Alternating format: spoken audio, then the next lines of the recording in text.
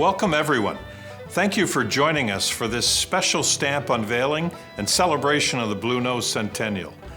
We would like to begin by acknowledging that we are celebrating the launch of this stamp from the home of the Bluenose 100 Committee, which resides in the Mi'kmaq, the ancestral and unceded territory of the Mi'kmaq people. You don't hear the term Bluenose very often these days. It's a nickname for Nova Scotians dating back to the late 18th century. It's where the Bluenose schooner got its name. I myself am a proud Bluenoser, having been born and raised in Nova Scotia.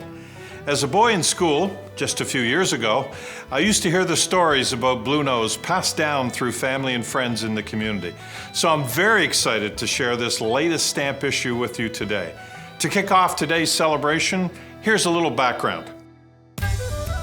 Bluenose, launched a century ago. It was the fastest fishing vessel in the North Atlantic. This legendary fishing and racing schooner captured the world's imagination in the 1920s and 30s. Canada's most recognized sailing vessel, Bluenose was born of a seafaring rivalry between the fishing communities of Lunenburg, Nova Scotia and Gloucester, Massachusetts. After losing to the Americans in the first International Fisherman's Trophy race in 1920, the Canadians decided to build a faster ship. A team in Nova Scotia designed and built Bluenose specifically to beat the Americans. William James Ruhe of Dartmouth was the architect of this marine masterpiece. On March 26, 1921, hundreds of spectators watched as Bluenose was launched from the Smith and Ruland shipyard in Lunenburg. That fall, after a season of fishing, Captain Angus J. Walters took the helm for the schooner's first race against the Americans and handily won the International Fisherman's Trophy. Bluenose remained undefeated over the next 17 years, through 4 more trophy series in 1922, 1923, 1931, and 1938. It was recognized internationally as the fastest fishing schooner on the seas. Dubbed Queen of the North Atlantic Fishing Fleet, one business journal commented, "There is perhaps no schooner in the world that has had so much publicity, and none consequently that is better known." The 1938 trophy competition was close. Tied with its rivals at 2 wins each, Bluenose claimed victory in the final race. It was the schooner's last competition. Bluenose sailed home to Lunenburg with its legacy intact. One of the finest fishing and racing vessels in the North Atlantic. At Canada Post, we have a strong tradition of celebrating the nation's history through our iconic stamp program. Our stamps are a special way of supporting Canadian heritage and recognizing the people, places, and events from Canada's history and culture. For more than 90 years, Canada Post has played a role in telling the wonderful story of the Bluenose. We featured this famous ship on 4 previous stamp issues since 1929, including a stamp of the vessel's designer, William James Ruhe, and one of its first captain, Angus Walters, an experienced fisherman who brought in some of the largest catches by a sailing vessel. Our most famous Bluenose stamp was the one released in 1929, when the sailboat had reached international fame. Many collectors continue to call this 1929 stamp one of our most beautiful stamps ever produced.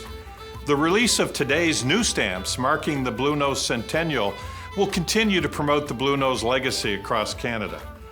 Before we unveil them, I'd like to hand the floor over to some special guests. Hello, my name is Anita Anand, the Minister of Public Services and Procurement.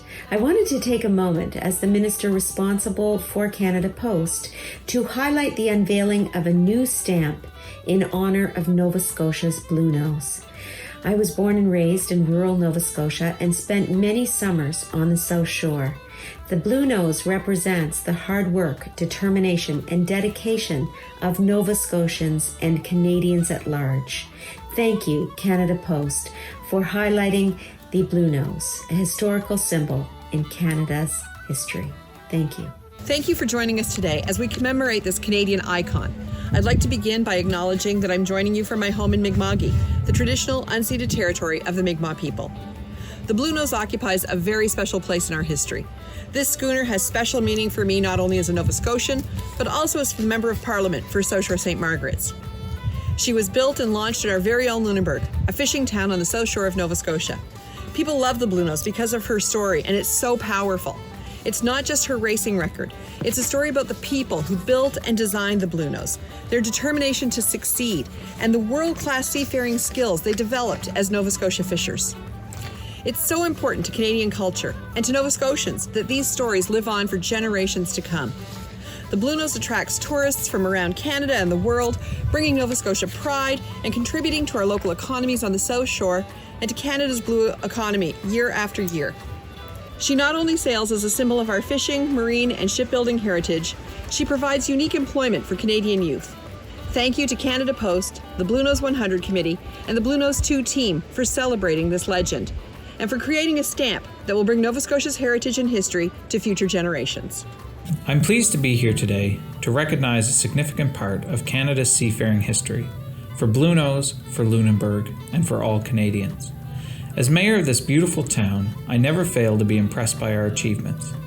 As you know, Lunenburg was designated a World Heritage Site by UNESCO, and people from around the world visit for our storied history, architecture, local culture, and of course, Blue Nose. To this day, Blue Nose represents Lunenburg's diversity and maritime culture. Exceptional woodworkers and shipbuilders built this famed vessel entirely outdoors. Mi'kmaq from the community here made the ship's mast hoops. Her original captain, Angus Walters, was part of a multi-generational family of Lunenburg seafarers. The Blue Nose crew was made up of largely local resident fishers who had to be outstandingly skilled sailors to do their job. These builders and fishers were part of a thriving ocean economy with busy dockyards, fish processing plants, and export businesses. Today, our rich heritage and quality of life helps Lunenburg attract a diverse population from a wide range of backgrounds and experiences. And it supports a diversity of businesses driving the local economy. Thank you, Canada Post, for recognizing Blue Nose's special chapter in Canada's maritime history. Hello, everyone. Thank you, Doug and Canada Post, for honoring this chapter in our history. I can tell you that every member of the Blue Nose 100 Committee was thrilled to learn Canada Post would be celebrating the Blue Nose Centennial with these new stamps. I'm often asked, why is there so much interest in Blue Nose 100 years since her launch? Canada was relatively young, and the First World War had just ended. Canadians and Nova Scotians had every reason to be proud. Blue Nose successes on the water put a young Canada on the world stage. It was demonstration of Canadian perseverance and ingenuity. The Blue Nose 100 Committee is a volunteer group promoting and sharing the story of this ship and her significance to Canadians. And as part of the Lunenburg Marine Museum Society, we're celebrating Blue Nose Centennial throughout the year. At BlueNose100.ca, we're telling the Blue Nose story with history and online events that will run through October. We're pretty excited about our series of interviews with descendants of the original Blue Nose team. Whether you're an enthusiast or someone who wants to learn more, I encourage you to check them out. I think you'll be glad you did. Once again, thank you, Canada Post, and all of you for your interest. Thanks to all of you for sharing those remarks. A big part of the Blue Nose story today is the Blue Nose 2 replica schooner, which continues to promote the ship's legacy and Canada's maritime heritage. We're honored to have Phil Watson, captain of Blue Nose 2, join us now to unveil the first of the two new stamps. He knows a little something about sailing, which he's been doing since he was 10 years old. Good morning. I'm pleased to welcome you aboard Blue Nose 2, Nova Scotia's sailing icon and the physical representation of the original Blue Nose. Blue Nose 2 is a lens into Canada's maritime history.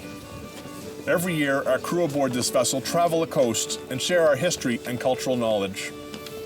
This morning here in Lunenburg, a UNESCO World Heritage Site, I'm pleased to unveil the first of two new Blue Nose stamps. The stamp you're about to see reflects the working history of Bluenose and the men and women who worked so hard to make a life on our sea-bound coast. Bluenose is rightly known around the world for her masterful racing record. What's less known is the vessel's fishing history, because Bluenose also set a record for fishing. Her crew were expert fishers as well as sailors. They earned a living deep-sea fishing on the Grand Banks. In 1923, Bluenose brought home a catch of 213 tons, the most ever by a Lunenburg sailing vessel, and earned the esteemed title of Highliner.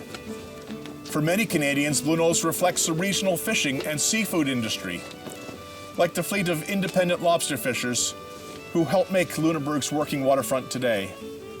The hard-working men and women in this sector represent the work ethic and fishing history that made Captain Angus Walters and his crew internationally famous.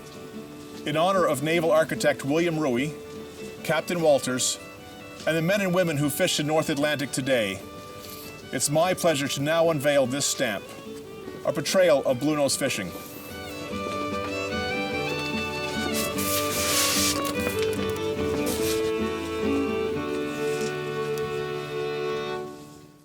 Thank you, Phil. It's now my pleasure to unveil the second new stamp, which you can see is a depiction of the Bluenose at a racing angle at its very first competition in 1921. After winning this initial race, Bluenose and the team went on to dominate North Atlantic seafaring for another 17 years. For more about the stamp's design and the work that went into ensuring their historical accuracy, we will now hear from their designer and illustrator. The feeling that I wanted to convey was to show Bluenose in all her beauty, both working and racing. And then the aha moment came when I discovered a Degarth painting of the Bluenose fishing with 3 dories. And it may not have been historically accurate, but it was the quality of the painting and the light that was so beautiful.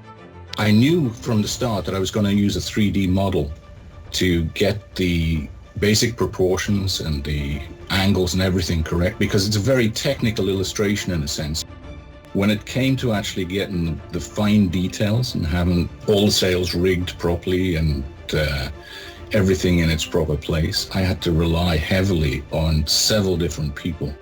Looking at the Degarth paintings, I had to research different digital brushes and then doing different painting tests in different softwares until I came up with what I thought was a good match, and then started painting basically. An interesting thing to know about the design was that we even took into consideration the weather for each of the stamps. On the fishing stamp, she was on the banks on a foggy day, a bit of sun breaking through the clouds, and yet when we switched to the racing stamp, which was her first Fisherman's Trophy race in 1921, that was a beautiful sunny day. Balancing the technical and the painting aspects of the project was probably one of the most difficult things to do, because there was a lot of plates up in the air at once. The technical details had to be correct, the angle, the atmosphere, the environment, the ocean, the dories, the fishermen, the costumes. And then on top of that, always in the background, you had the Degarth paintings to refer back to and try and get close to. Not to copy, but to use them as an inspiration. I chose to do them as one single image with the 2 ships in one picture. And they've been separated out, obviously for the 2 separate stamps. So in a sense, I was painting on one digital canvas all the time, and there were different objects within that canvas. Being a Bluenoser myself, I thought I knew a lot about the Bluenose, but I soon realized how much there was to learn. She's not just the pride of Nova Scotia. The Bluenose is the pride of Canada. To have this opportunity to design Bluenose was really just a dream come true. Thank you, Dennis and Mike. You can learn more about the new stamps on the Canada Post website. As we conclude, I'd like to thank the team of experts who advised us for this stamp launch, and they were Roger Marsters of the Maritime Museum of the Atlantic, Dr. Adrian Morrison and Ralph Getson of the Fisheries Museum of the Atlantic, Gerald Hallowell, author and historian on fishing schooners, and Captain Phil Watson. Thank you so much for your expertise. I'd also like to thank the Bluenose 100 Committee and Bluenose 2 team for their participation. When it's safe to travel again, I encourage you to visit the beautiful town of Lunenburg, the Fisheries Museum of the Atlantic, and if you get a chance, see the Bluenose 2 in person on the waterfront. On a related note, I'm pleased to announce that next month, we'll be honoring another Canadian icon who's so loved in Nova Scotia. Stay tuned for a new stamp featuring the celebrated folk singer Stan Rogers. And I'll leave you with some words from Stan. Thank you for watching. So does she not take wing like a living thing, child of the moving tide? See her pass with grace on the water's face, with clean and quiet pride. Our own tall ship of great renown still lifts unto the sky.